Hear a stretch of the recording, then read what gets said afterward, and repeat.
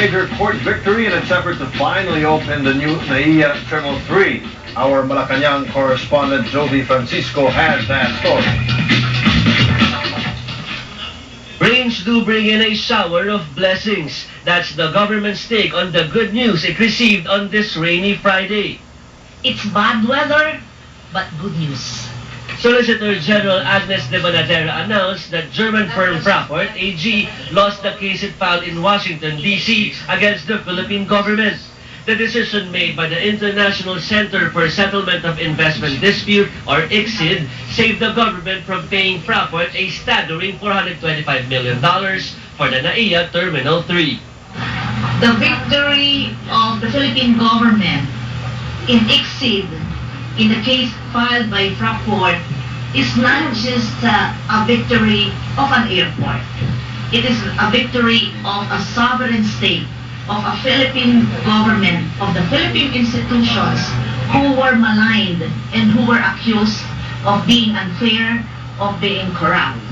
The arbitration court based in Washington in its final decision stated that the complainant can only question the host country's obligation to protect them as a foreign investor if they didn't violate any Philippine law.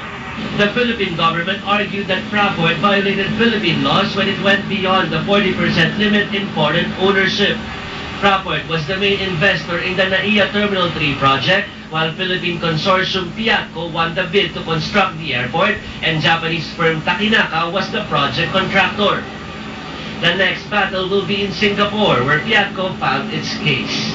The Philippine government is going to make a submission, and we are now in the thick of preparation, and I think it will be about 350 pages. And the hearing proper will be in November. Another ongoing case is that with Takinaka, wherein the country wants to determine the cost for the rehabilitation of the supposed unsafe terminal.